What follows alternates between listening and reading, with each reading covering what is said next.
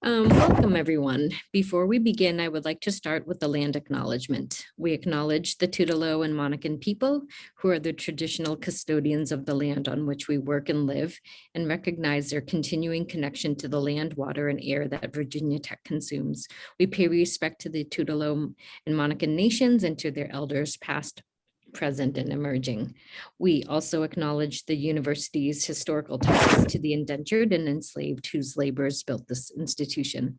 We pay respect to these people for their contributions to Virginia Tech.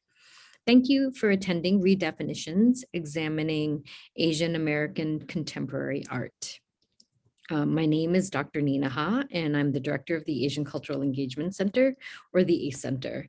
It is my pleasure and privilege to introduce Dr. Vivian Li, who is it Lupe? Oh, Lupe. Yeah. Lupe Murchison, curator of the contemporary art at the Dallas Museum of Art, and a specialist in post-war and contemporary art in Asia.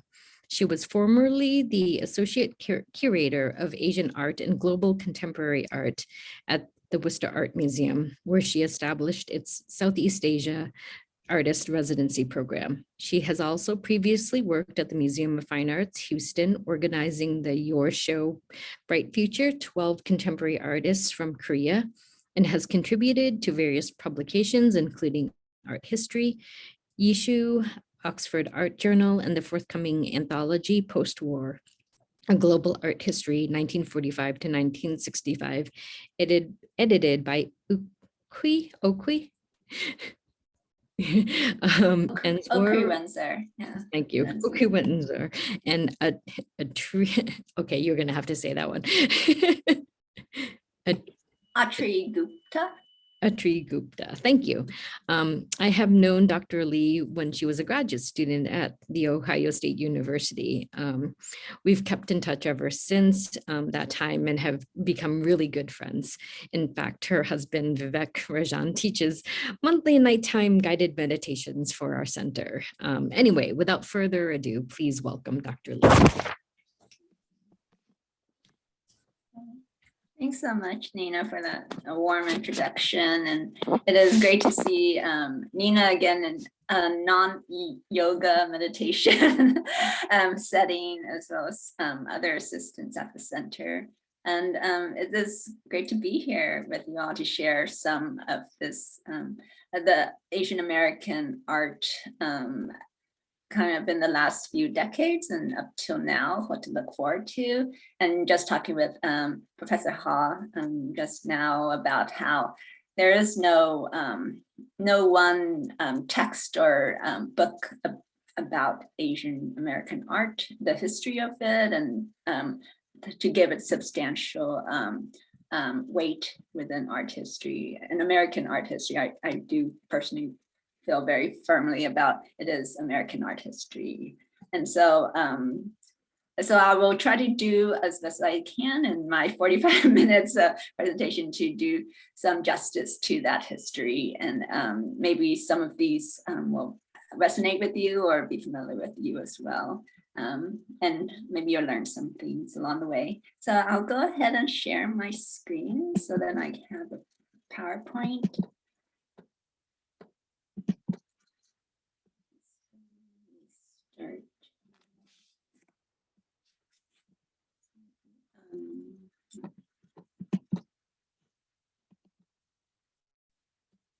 Can you all see the screen fine? Okay, great. Yep.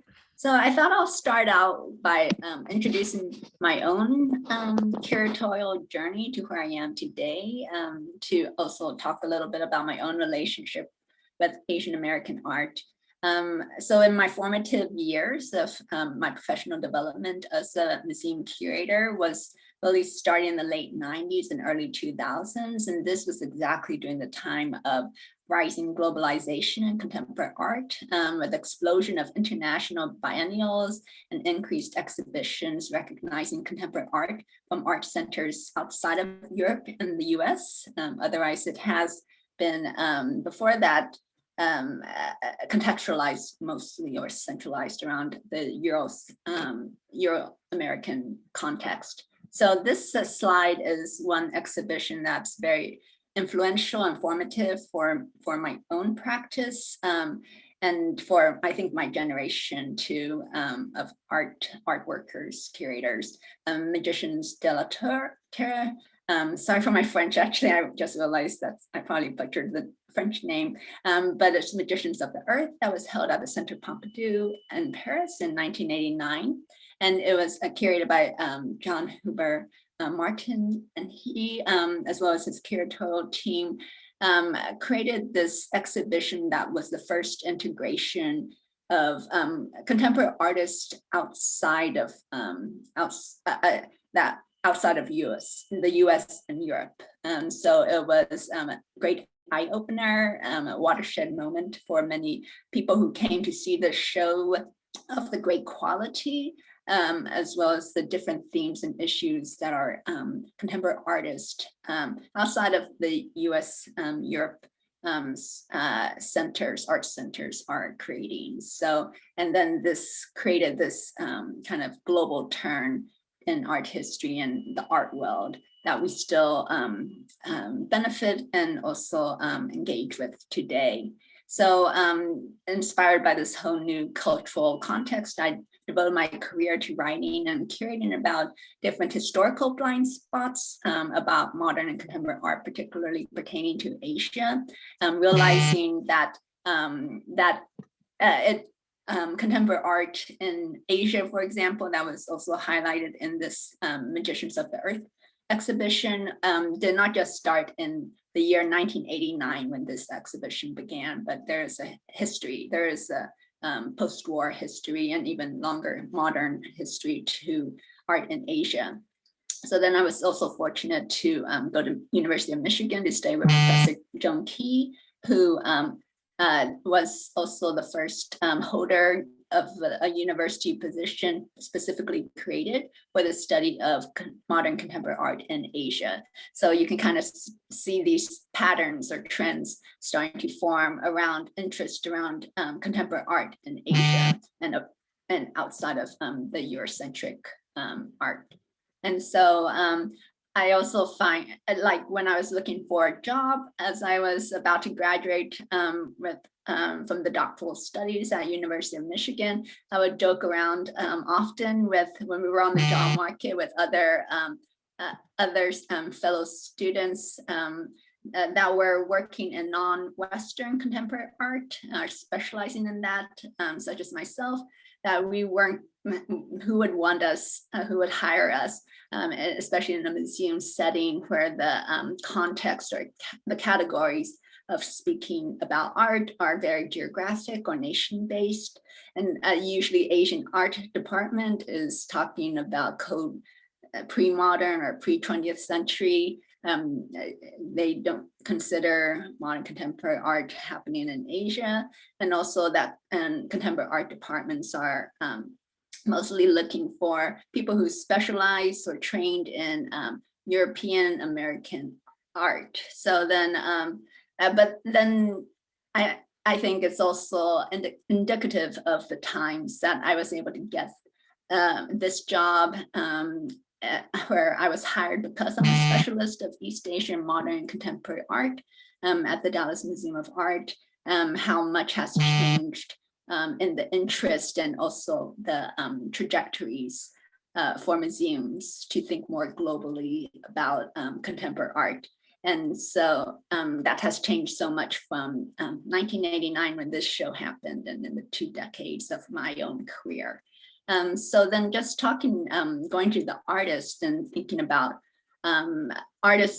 So I get the privilege and to work with living artists, and many of them talk about how they're curated into a discourse as well, where they are invited for certain shows. Many of the artists that I work with that are of Asian or Asian descent, I'm talking about how they're invited to shows that maybe are wanting to talk about race identity and talk about their Asian context. And then even in the 1990s, there's one famous artist, Mo Bak, a Korean American artist who lived in New York. His Korean name is Iso Bak. He's now a very famous artist, modern contemporary artist in Korea.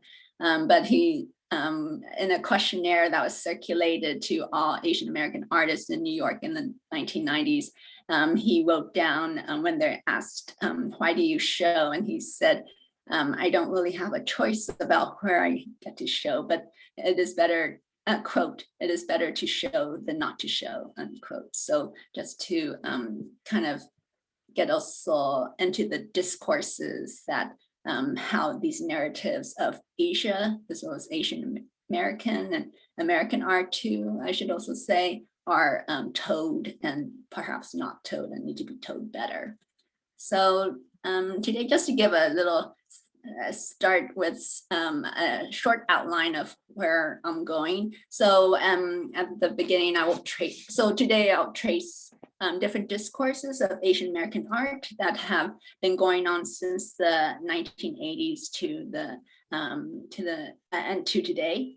And so Asian American art itself doesn't really exist as until the 60s, which is it emerges Asian American studies, and the interest, the formation of the identity emerged during the 1960s Black Civil Rights Movement.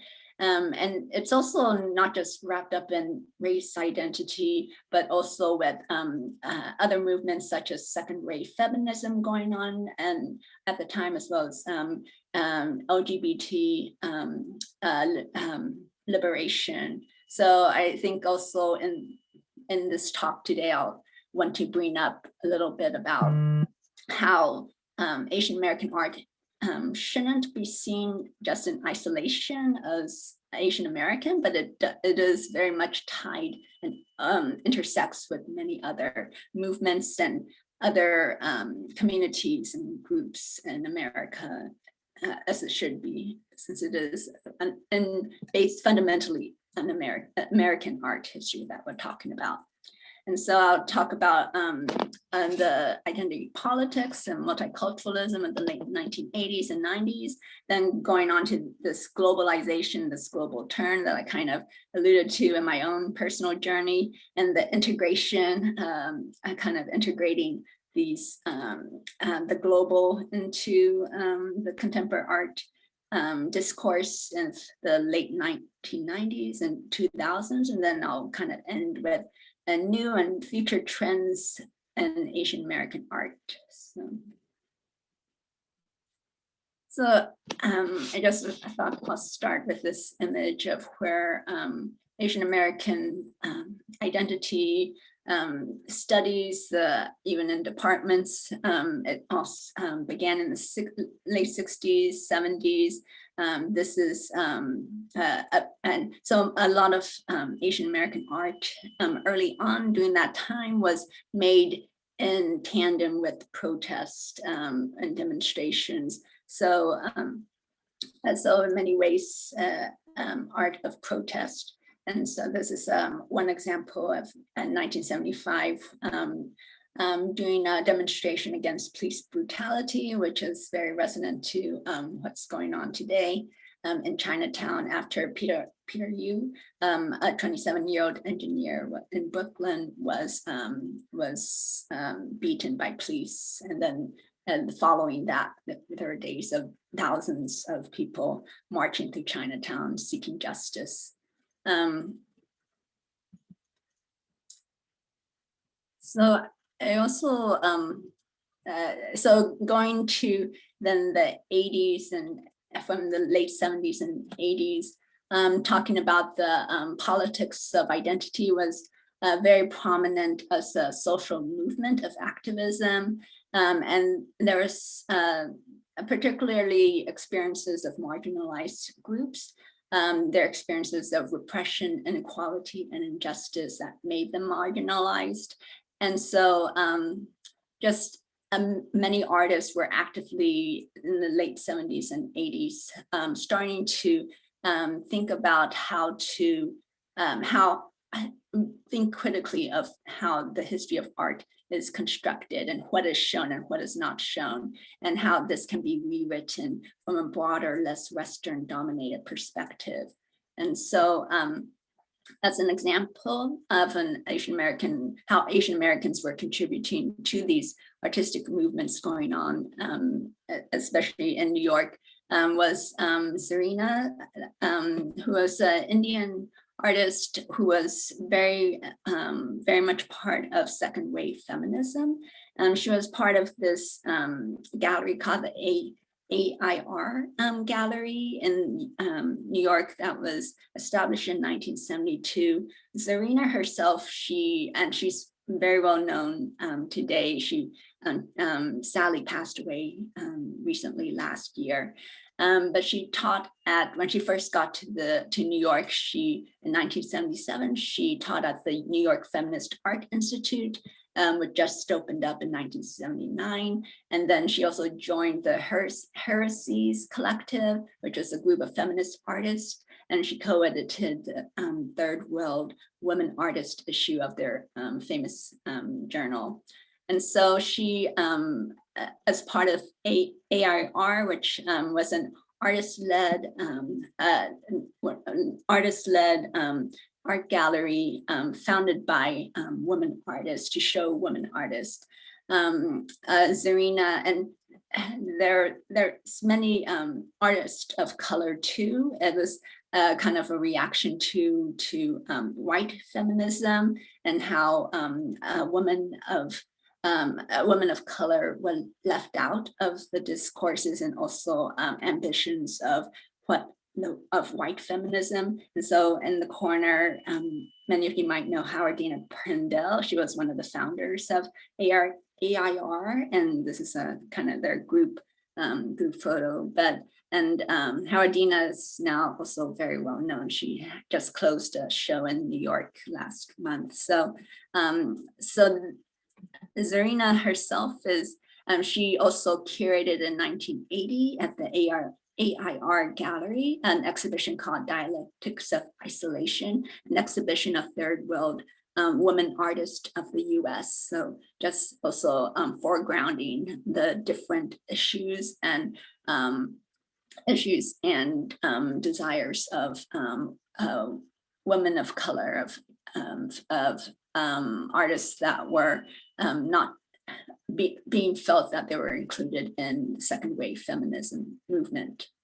Zarina herself is, though most well known for her kind of minimalist abstractions, especially she left home or India during partition, when it was divided, and Pakistan was founded in 1947. She, as well as millions of other Muslims, were displaced. And so she herself said that even though she lived most of her life in New York for 40 years, she said that she was basically always since then felt to herself to be an exile. So many of her works deal with those themes of home, exile on a global scale. And this is just one of her series called Home is a Foreign Place, where and it's just very beautiful, just with a few, so her works are very graphic, but also very simple. So such as two examples on the left. One is just titled Afternoon, but it's a kind of reminds her of her father's fan at home when they were in India. And the work on the right is called Borders. And it's just beautiful how the construction of that very negative and positive space, that very small negative space that's allowed in the inside rather than outside, where we think of the borders usually as the external perimeter of an area, how she plays with that idea and makes it even stronger visually. Another artist that was very active during this time was Juan, who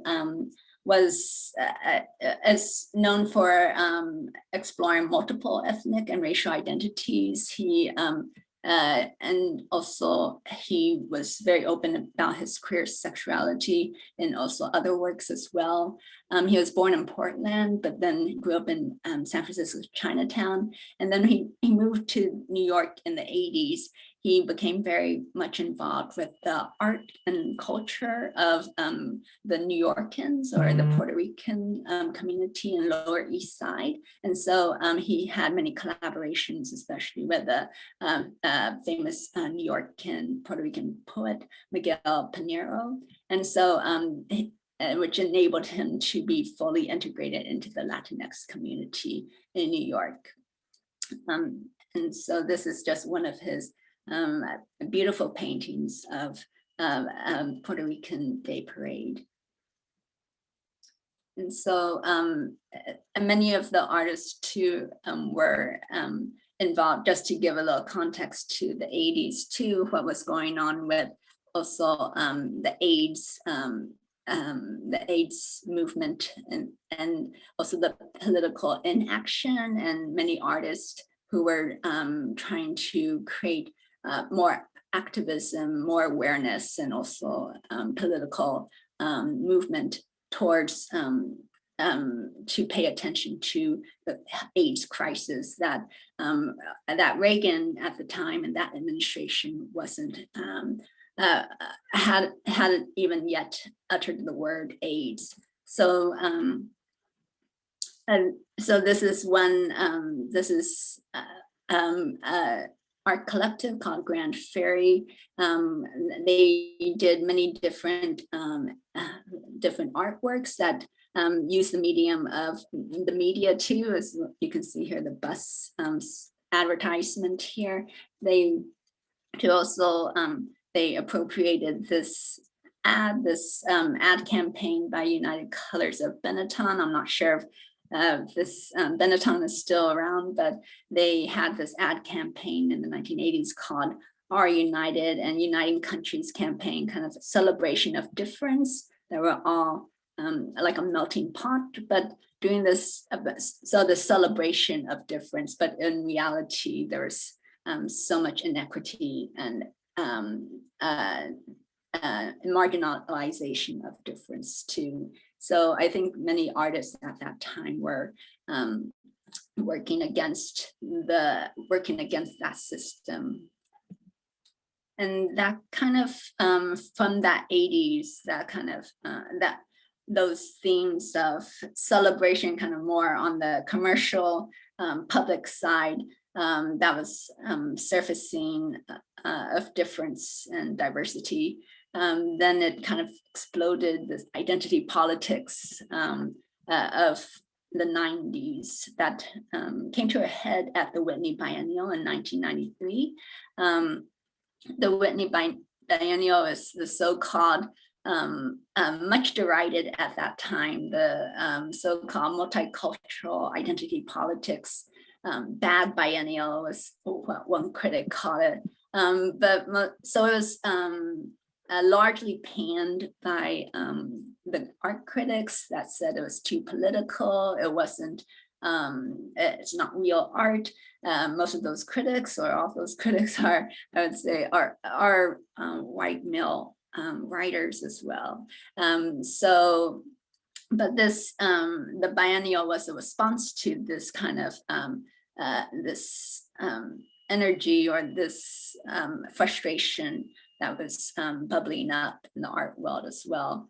That the art world was a broken model that needed to be changed, and that these old ideas of greatness and artistic genius were also outdated models of thinking about art. And so they were looking at new ways to talk to their artists and get their voices as well as works heard and seen. So then, so this is just some examples of at the Whitney Biennial. Daniel Martinez, Jay Martinez, he created the admission pins at the Whitney Biennial, with some saying, saying, "I can't imagine ever wanting to be white," or other variations of it. It's also very well known for this piece by Gomez Pena and Coco Fusco, the undiscovered Amerindians, visit the West, where they actually dressed up and they created this whole narrative or story around being captured like in a human zoo. They were that these were these undiscovered natives, Amerindians from a fictionalized, uncolonized island. That and so it's touching on themes of the exploitation of indigenous peoples. And many people actually thought that they were real, that this was that they were, and they also went on tour to nationally to other institutions, including UC Irvine and the in Chicago, and so they many of the and they also but they remained silent during their whole performance. And but then also at the so within that context too, at the Whitney Biennial, other works, many other works were dealing with race and identity, such as Byron Kim's work, his kind of iconic work Synecdoche, where he was, instead of using representation, he was using abstraction and series, visualizing race through colors, through monochrome canvases. So this is debuted at the 93 Whitney Biennial, a grid of 400 small monochromatic paintings that were each a color, each is a portrait. So it also is kind of reimagining the idea of portraiture, but each is a skin color of an individual who sat for Byron Kim as he painted their portrait. So it's kind of a new take on abstraction, monochromes, as well as the group portrait, and rethinking also skin color and the racial and political dimensions and that we bring into reading abstraction. And also that abstraction does have this strong narrative space too that can be explored, not just representational. He also did a collaboration with Glenn Ligon, who is a close friend of his, a Black artist, and both of them were struck by how the range of pink and white colors for flesh colors of paints available in the art stores at the time. So then they co-created this work where Kim, who is a Korean American artist, painted 16 panels of pinkish flesh tones, while Ligon painted 16 panels using various Black pigments to underscore racial privilege, especially even in the paint colors and how they're named. And more recently, he has also Byron Kim has also started working on continuing to work on flesh tones or this color of skin, but thinking here more of violence, of bruises on the flesh, but in these very beautiful, but also disturbing works. You're not sure what you're looking at, and I think in many ways his approach of abstraction allows this kind of dual feelings and emotions to come up from looking at his works. So during this time, also in the 90s, we also see other artists like Nikki S. Lee, who is born in South Korea. She's then she moved to New York, studying photography and film as well as fashion. And so for her graduation project in New York, she created this her most famous or well-known series, the Project series, where she photographed herself with groups of people, such as here the Hispanic Project, but also she's this series is huge. She has become part of different communities, such as drag queens, the seniors, you can see in the left corner, also from swing dancers, punks, Latinx community, a lesbian community. She also has yuppies, young urban professionals, schoolgirls. And so she just will ask people with a point and shoot camera. She would ask other people to just record or to photograph her. So she immersed herself into each of these American subcultures and created a new self-identity. It's almost like being immutable.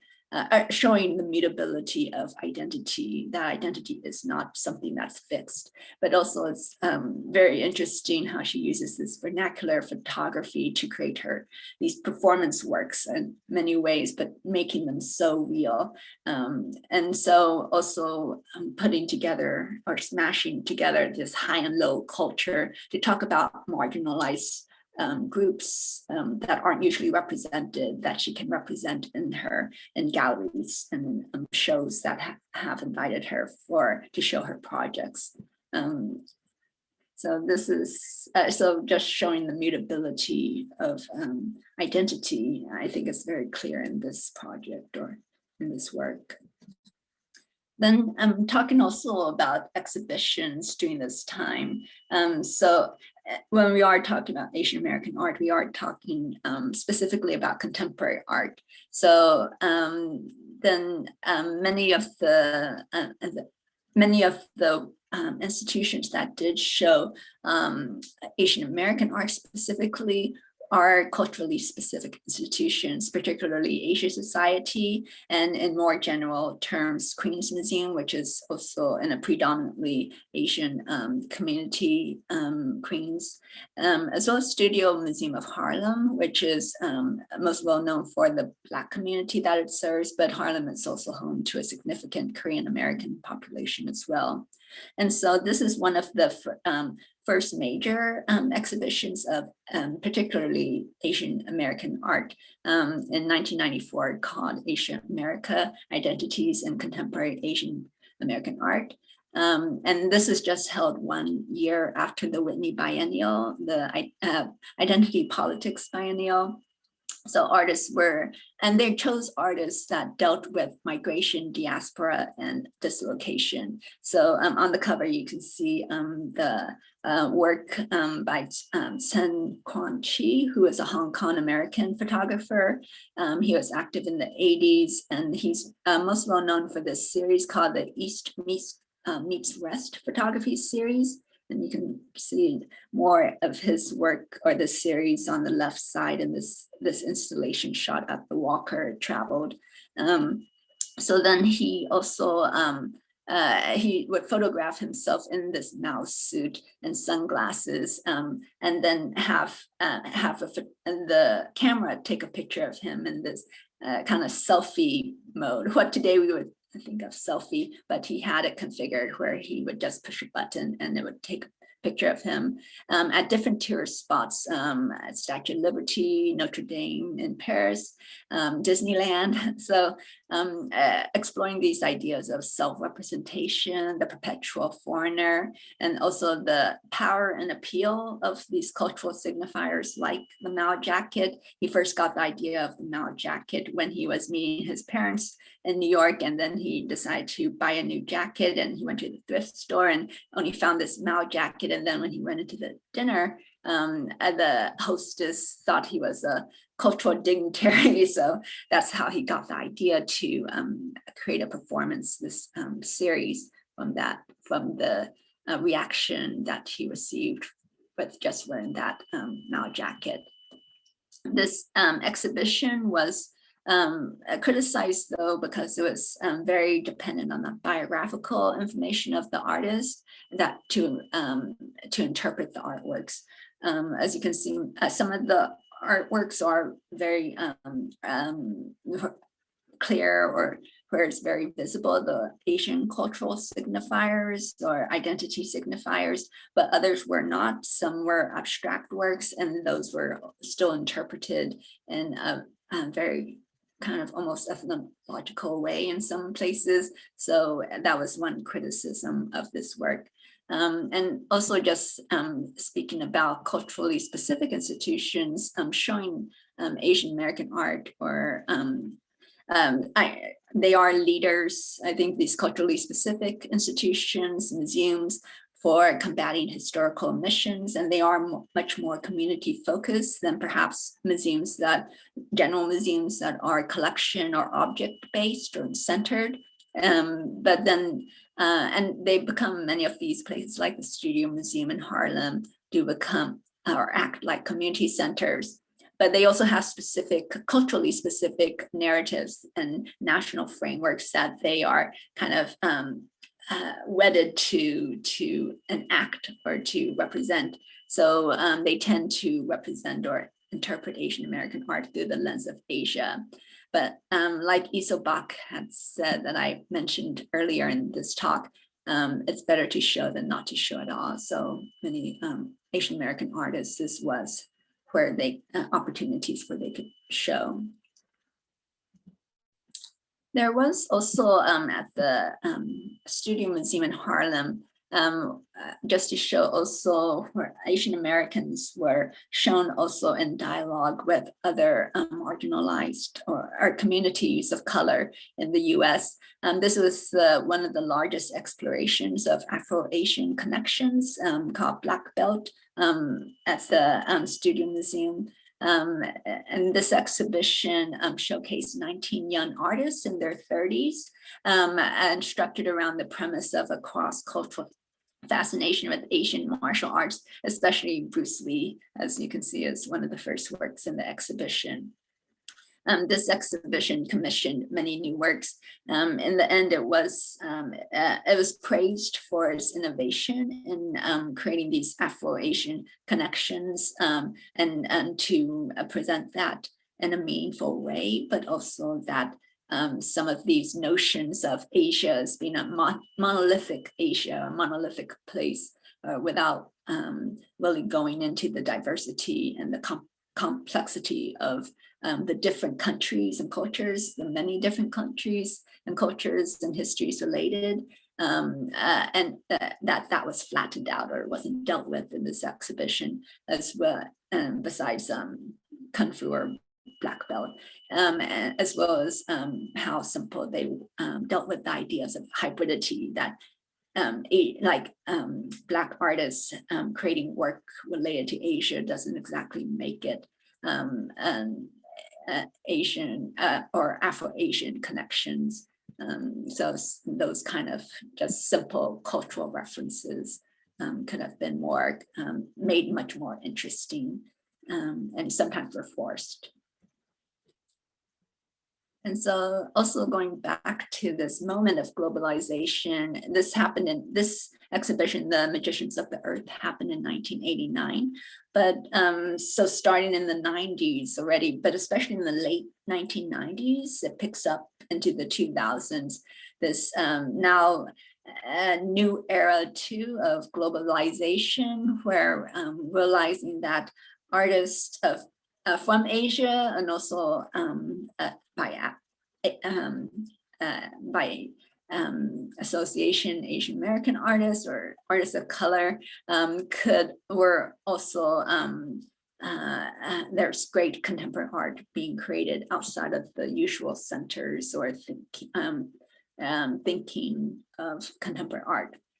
So after this exhibition premiered, and there's many more also international biennials and exhibitions that exploring contemporary art made in Latin America, Africa, as well as Asia.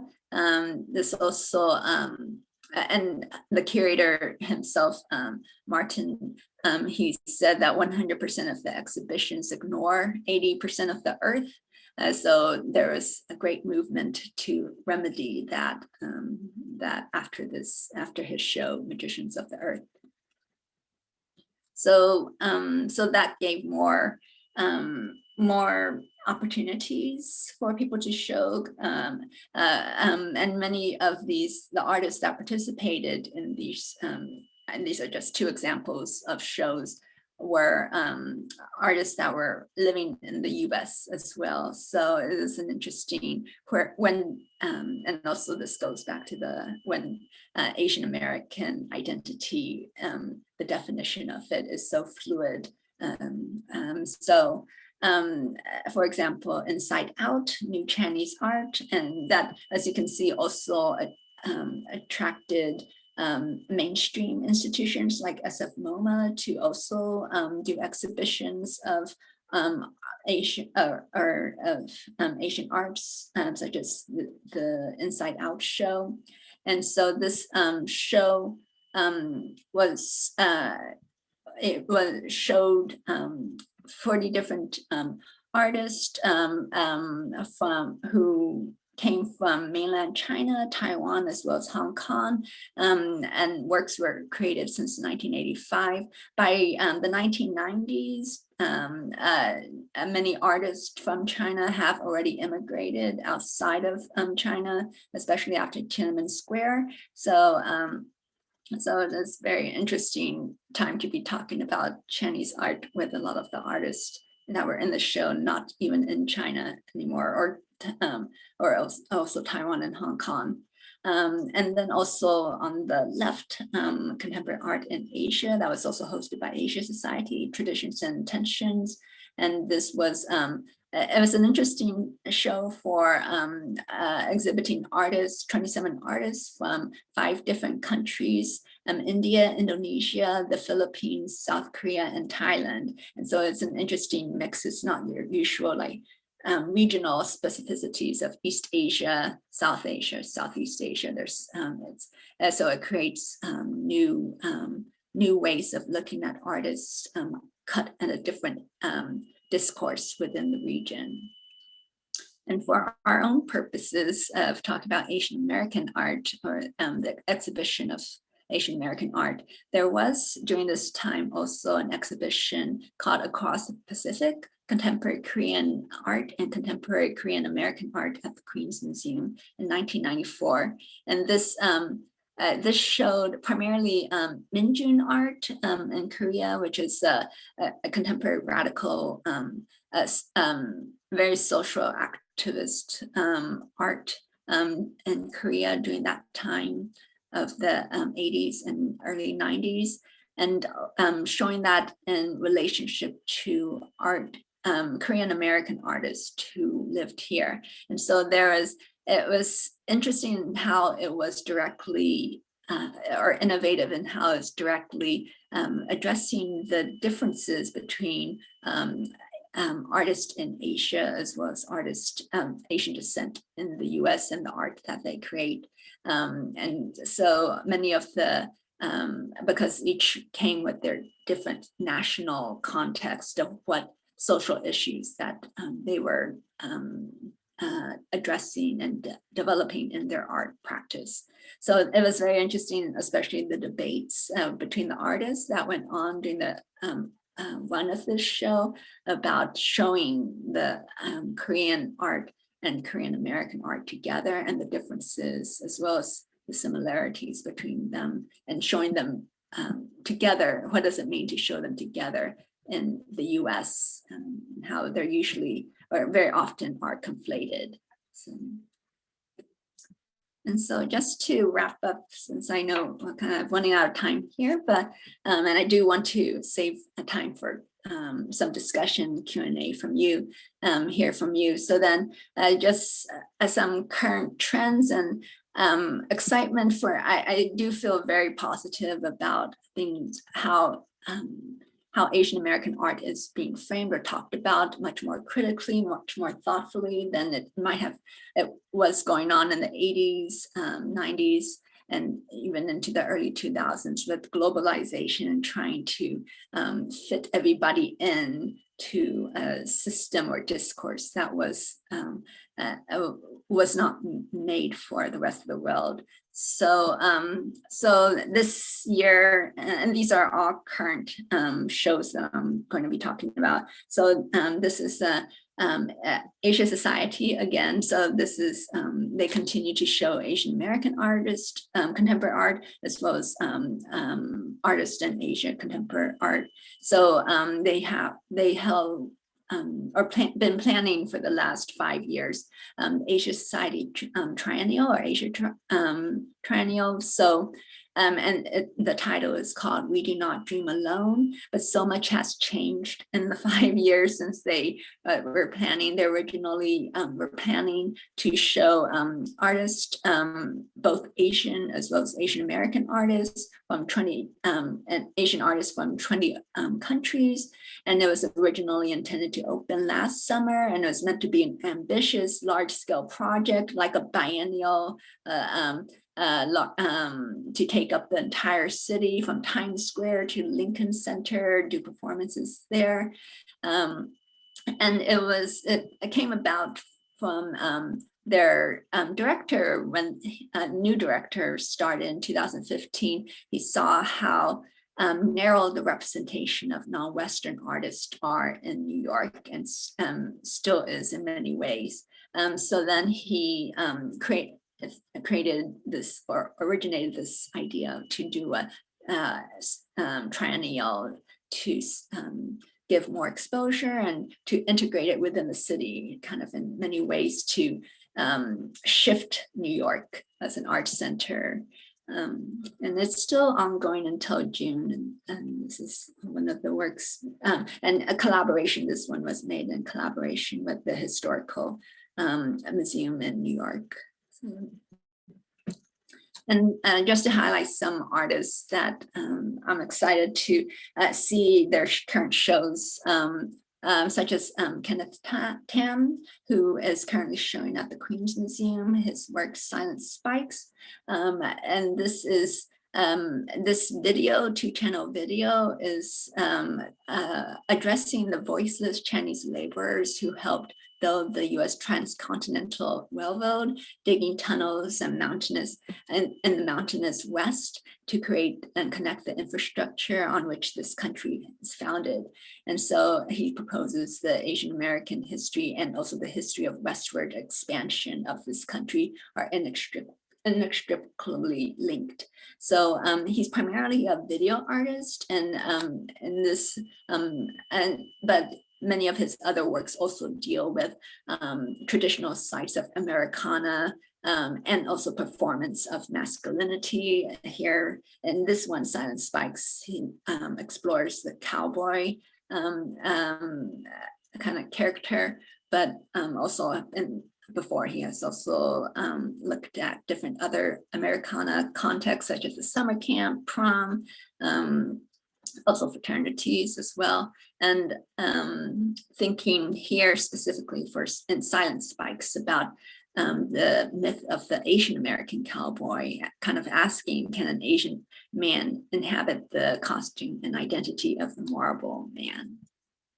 And so he also, and meeting many more younger Asian American artists too. I think many are finding voice in not only their art practice, and not necessarily just in their art practice, to talk about being the Asian American experience, or the histories or missions that have that they would like to contribute to or to present, but also that they are finding ways to create solidarity and coalitions with other artists. And I think this is very true, not just for Asian American artists, Black artists too are also kind of refusing work in some other instances to contribute to these discourses of diversity, inclusion, and those equity when it's not genuine or it's not honest. And so he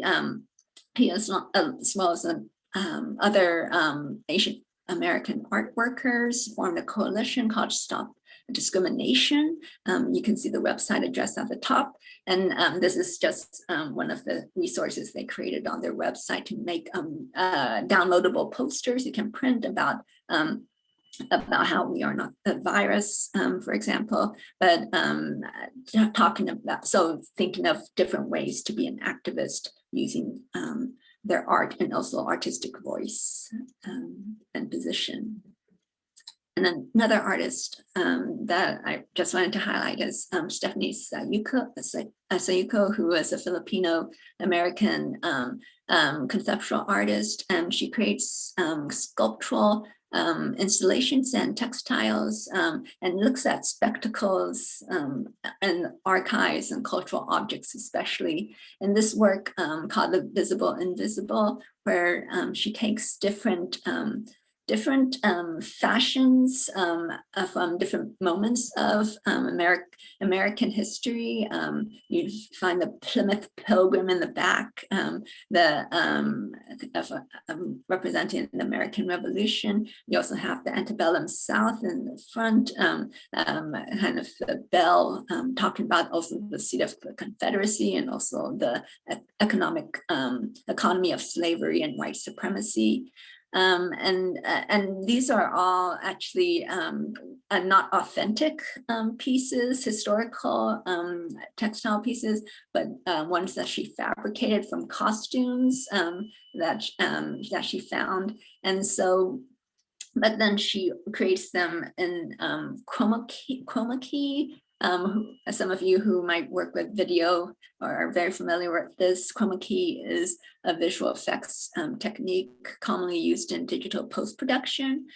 So it allows the video image editor to superimpose new backgrounds on the behind the subject usually, but here she's using green, the color of Chroma Key, to create the actual objects. So, and actually in the background, that's the what's usually, so kind of playing with the digital space as well as the real space, blurring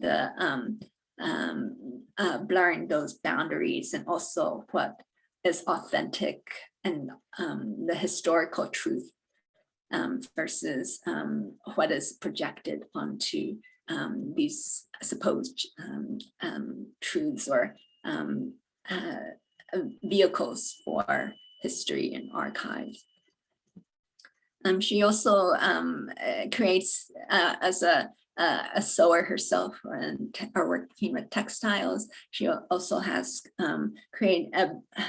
helped organize these public banner events, making events. And this was on the left is a picture of an event that she made in preparation to create banners for the Women's March in 2017. More recently, in fall 2020, she created this in honor of Ruth Bader Ginsburg. She created a series of protest collars that can be printable, downloadable, and printable for anybody to use. So kind of like open source activism in a way here. There's also Asuka Anastasia Ogawa, who was born in Brazil, but and her mother is Japanese, and now she lives in London. So her very transnational upbringing and identity, she asserts in her own imagery and her paintings. That seems like they're outside of time and place. She's these heavily saturated yellows, blues, and pinks. So referencing both the artist's Japanese as well as Afro-Brazilian ancestral lineage. So I think there's a great interest too now, and this is also another current show to also put that more in context. Exhibition going on now in San Antonio. I think it's traveling to other museums called No Ocean Between Us, Art of Asian Diasporas in Latin America and the Caribbean in 1945 to the present. It's 65 works of modern contemporary art by Latin American and Caribbean artists of Asian descent, and shows the global dialogues between artists and so when we think of Asian American artists, also to think more broadly about when we think of the American or talk of American role, really usually just talk of the US, so thinking more broadly about Asian American to also include Latin America as well, because the relationship of Asian diaspora very much is in many countries in Latin America, besides Brazil, Argentina, Cuba, Guyana, Mexico, the list goes on. And so I think this, I just mentioned another show that's showing in LACMA called San Francisco in Japan about, so there's also this interesting fascination now with bringing white artists, the mainstream white artists who are, San Francisco, I love his work, but also putting them in context, in these international contexts, which I find quite fascinating. And San Francisco is, this is less known in the 60s and 70s, and throughout the rest of his life too. He did live in Japan for quite a few years, also worked in many different art circles with contemporary artists in Japan during that time. He was very personally invested. 2 of his 5 wives were also Japanese. So it's an interesting, I find this is an interesting term, but also this notion too of national privilege. Not all nations are equal, not all races are seen equally. So kind of this hierarchy still exists of national privilege, and that San Francisco in Japan can have a huge draw in our transnational conversations. Just a real quick kind of more of a plug to a gallery that I really admire called Northern Council. They're a relatively new, or maybe, well, about 10 years now, based in LA, a gallery that is more charting a kind of a radical path of art, dealing with art or selling art to collectors, where it's more artist-centric rather than kind of object-centric or money-centric, commercial-centric. So Yun Chen, who is the one holding a staff in this kind of group picture of them and of the gallery and their stable of artists. He's an artist and founder who lives in Koreatown in LA, and just out of just talking with fellow artist friends, started talking about the need for representation, like a gallery to represent them that can actually represent them, especially artists of color.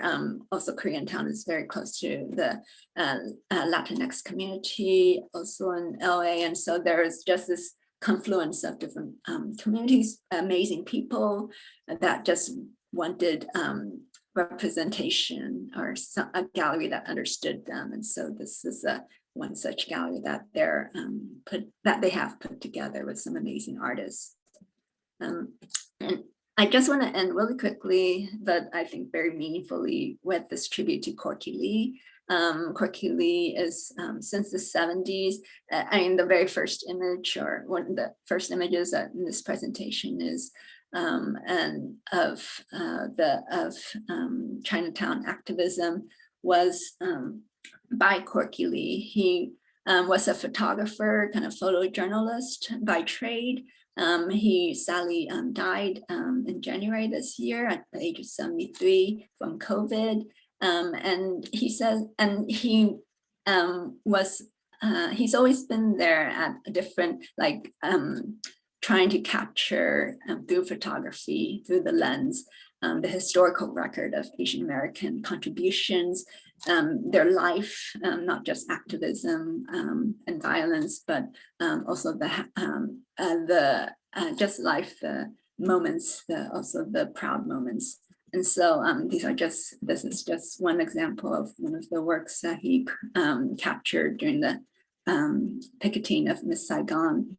But the image that inspired him to pursue this career was in junior high, when he noticed the photograph, and this is a kind of famous or iconic photograph of the finishing of the Transcontinental Railroad that I kind of alluded to in Kenneth Tam's work as well. where he noticed in this photograph, celebratory photograph in 1869, there is not one of Asian or the Chinese workers. There were thousands of workers from southern China that created the railroad, and not one of them were pictured in this photograph. So from then on, he decided that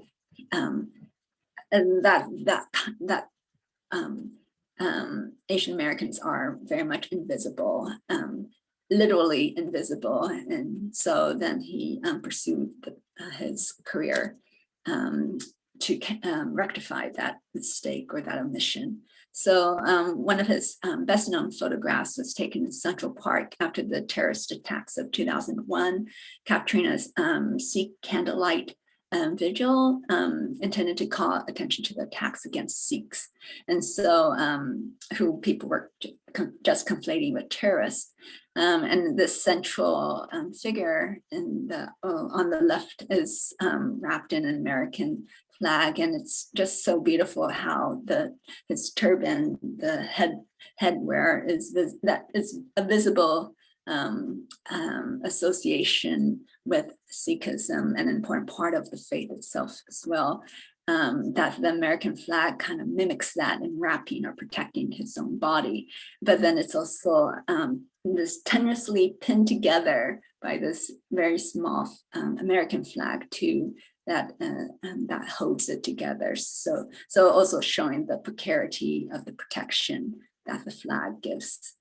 Physically as well as conceptually or philosophically. So I just thought to end with that, with Corky Lee and his many years, decades long career in capturing Asian American experience and history and through his lens. And I like I said, I believe that Asian American art is American art. And so when, like one reporter who also praised once Corky Lee, that he was reclaiming Chinese American history, Corky corrected him that he is not, he is reclaiming American history through its images. So thank you. And I would love to hear your own thoughts, and also I know there's some people that also are artists as well in here, and curators. So we'd love to hear your thoughts as well as additions. So much I left out in here, but there's so much to also still say.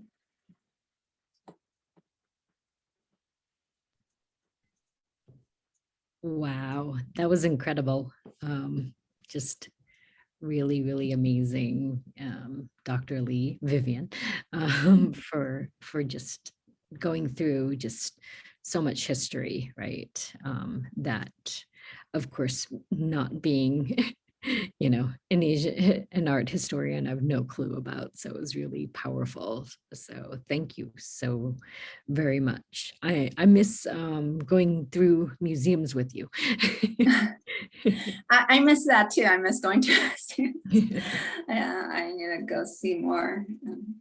It's hopefully soon. Yes. Soon. Yeah, but I'd like to open it up to people for questions, comments, all sorts of things, just to see where everybody's at, especially just the powerful images and just artwork that was shown. Oh, so thank you so much for the presentation, which brought up really important issues regarding really conceptualizing contemporary art, and I mean, it's a moving target. So, but what are some of the ways that we can access some of these mediums, given that COVID is, I mean, I don't think museums are, I don't know, right? So, what are some of the ways that we can share and access some of this great contemporary art? With regards to, I'm sorry to say, but it's actually Instagram. I think I've been following, because right now I'm not doing studio visits. I'm not traveling. I'm not for even planning exhibitions to go see art and meet artists to learn more about their artworks. That it all entails that. So Instagram has been such a lifesaver in many ways. I mean, many museums are open. Our museum is also open since last fall, and it has, actually it's a good time to go to museums because museums are usually pretty open, spacious. But definitely on social media has become, I think that is one of the effects of the pandemic has been social media has become such an important part of kind of the building your library, or kind of your visual library of artists and keeping up with contemporary art. Contemporary art and by nature is hard to keep up with because it's always changing, every day is changing. And but in many ways, it is great that that social media has become more and more important as a way to look at art and find out new artists that are making amazing works, because I think many artists to get into museums, and many artists have to maybe have gallery representation. So they have to get accepted or get a show, even just a show at a gallery first before they would be moved on. There's not too many artists, but there are artists who would go directly to doing a museum show. Maybe there's that amazing, and there are examples of that. But for most other artists, I mean, usually you would show your work at certain venues first and then go gain more recognition. And so in many ways, the social media like Instagram bypasses that. I mean, if you find a great, and that's kind of in many ways liberating, and for the artists too, that they can show their works without having to gain permission or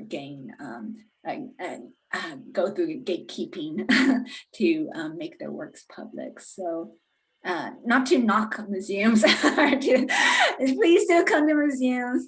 We work hard to meet great artists, but I think definitely, I think that is true of just in general, even in academia. I mean, I've been to so many talks that you probably wouldn't go to that many talks or conferences, and if it was on real time and crime travels. So use both. I would hope that definitely Instagram is going to stay, and more and more artists. That's the one advice I also give to artists, to young artists that are asking what should they do to get their works out. Build a web page, but definitely Instagram. Like once you like one artist's work, and then there'll be other suggestions of other artists' work you might like, or their friends, and then you can go into a rabbit hole. But you can find artists that you like. Thank you. Oh. Yeah. Do you have any suggestions for that? Actually, No, I don't have suggestions. I just have a question about strategies, geographies, and representation. So thanks for your beautiful, moving talk. So as well, Margot Machida says, we as artists and scholars are the termites of art history. In that, she says, we're basically undermining the foundations of Euro-American art history. So that's one side of it.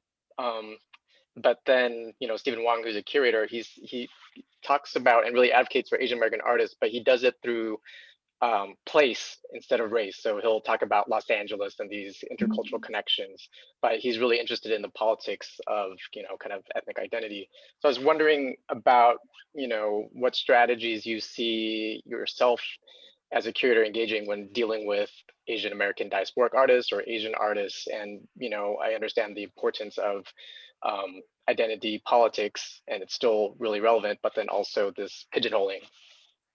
Yeah, that's a great question. I think especially the context that I'm working in. So it's like also where I mentioned like Asia Society or like Korean's Museum. I mean, every institution has this context that is working within, or trying to break out many times, figuring out how to break out or expand. I should say expand. So so like, for example, I'm working at the Dallas Museum of Art, which is an encyclopedic museum, though we all kind of say that with some cynicism. Nothing is encyclopedic, but it is historic, which is, I think, it's a great strength that we do pride ourselves, and I do feel very fortunate to be able to work with a collection that is not just contemporary or where it's not like just the mod, like MoMA, like I get to work with colleagues and with collections that span centuries. And so so yeah, and also thinking about how Asian art has historically and still today, to this day, I mean, many people do think of Asian art, they think of like not contemporary. they think of like pre-modern or like 1800s before that. So I think I'm most interested in Asian American artists who are thinking about historical so histories within the US as well as perhaps in Asia as well, and different contexts, and also in transnational contexts as well, because we have this collection, and this is something we are all talking about, the whole curatorial department is talking about. We are in these silos, these inherited categories that we all are given to still work in. And so how to manage that or break those barriers. I think those are more limitations and becoming even more visually so for us about how to so I'm working, I'm very interested in Asian American artists who are thinking very sophisticated ways artistically about how to expand different histories and polyomissions as well. I mean, histories, not just the written ones, but the ones that haven't been written either. And also, yes, and looking at our own collection as well, like if it has dialogues with the collection that we work with as well. Does that help answer, at least from my perspective, or from where I'm working from?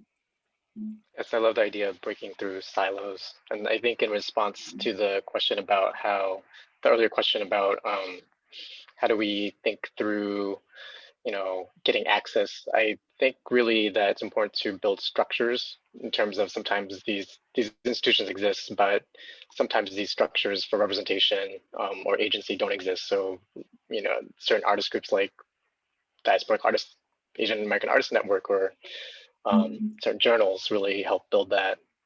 But thanks for doing all that. Thank you. Yeah, no, thank you. And yeah, just to also let everybody else know, I mean, Viet's also a great artist curator who has contributed so much to different, I mean, Viet, you also lived in Vietnam and curated also over there too as well. So, and you contributed, I think you edited, if I'm mistaken, like some of those journals. So thank you so much for all those contributions. Well, thanks. Just being a termite of art history. Well, termites, I'll remember that. Not true.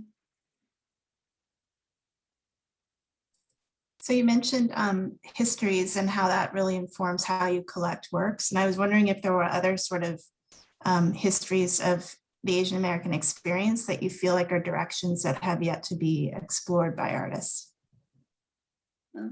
I mean, just because we're located in Dallas, I mean, I'm located, I shouldn't say we, but so I think that is one of my own interests too, is in Asia, Latin American art, those connections, I mean, there has been a few exhibitions besides that one that I mentioned that's currently on view in San Antonio that I think is traveling to the East Coast after, but there's so much work to be done and it's overlooked. I mean, Asian American is usually thought of in the US, but also I think as well, I mean, I think what I was talking about earlier about how the context for Asian America also has been changing too.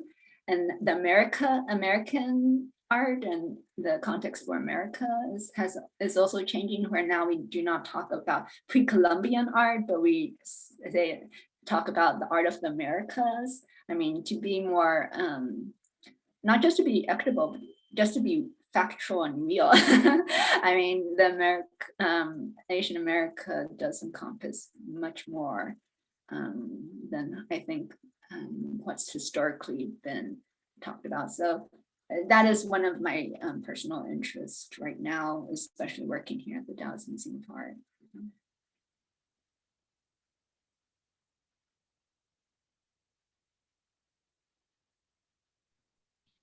Anyone else have any questions for Vivian? I might ask you back, Vivian, later on for, what is it, Latinx History Month or Heritage Month as well, to talk about the intersectionality. I think these intersectionalities are really, really important, especially now, considering just always like the, what is it, just the violence that's going on these days, and trying to find community and solidarity when there's also so much violence, and making sure that, you know, I think art is a great way to bridge those fissures, right? And I know Viet was talking about that earlier. Yeah.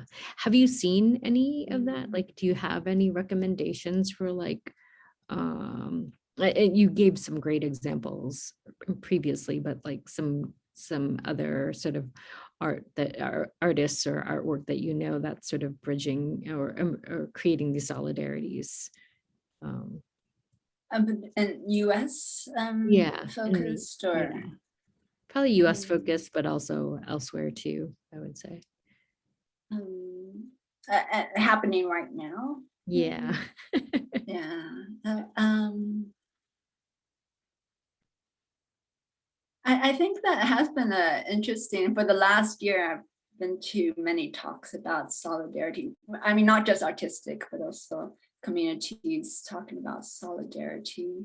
I think there's new works being done, but I'm not aware of any that at least I feel comfortable sharing here, since I think I know of some projects that are in the works. I think it is also, I mean, this is not new, like this solidarity between especially the Black, Latinx, Asian, and Indigenous to solidarity movements isn't new, but it has come up even more so, or become more urgent in the last year. So I think it is a lot percolating right now.